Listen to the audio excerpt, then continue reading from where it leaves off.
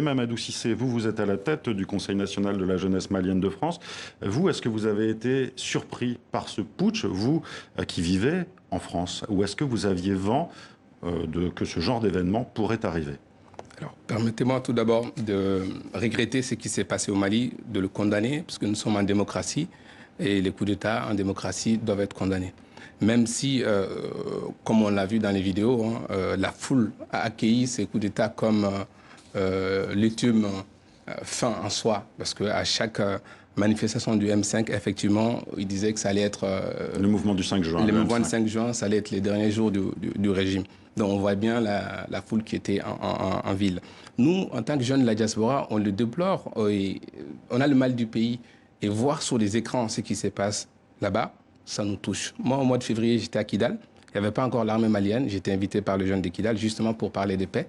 Et voir qu'on a échoué au niveau du dialogue pour en arriver là, c'est triste. S'il y a quelque chose à reprocher au régime, au-delà de la mauvaise gouvernance, c'est aussi ce manque de tact au niveau du dialogue avec les mouvements M5. Le problème aussi, et c'était aussi toute la contestation qui était née justement début juin, c'était autour de ces législatives. Beaucoup contestaient les résultats et notamment aussi ce qu'avait décidé le Conseil constitutionnel, non, Mamadou Konaté? Exactement, mais je veux dire, ce n'est pas le seul sujet. Il faut remonter dans le temps. Déjà à mi-mandat, du premier mandat du président de la République, il a commencé à être en situation de difficulté.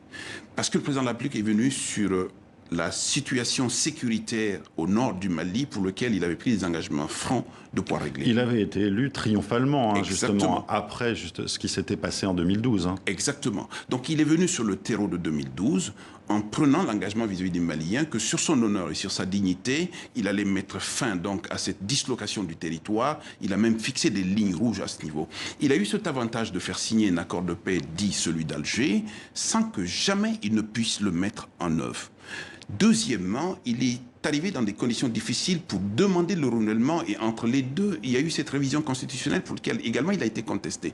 Et le troisième élément, c'est là où le vase a été complètement renversé, c'est qu'il était inadmissible que les conditions dans lesquelles se sont déroulées cette élection législative soient acceptable pour le peuple du Mali, qu'il a dénoncé en même temps qu'ils ont dénoncé les tripatouillages à ce niveau-là, dans la seule et unique perspective d'asseoir un président de la République sur la base d'une légitimité qui est largement contestable.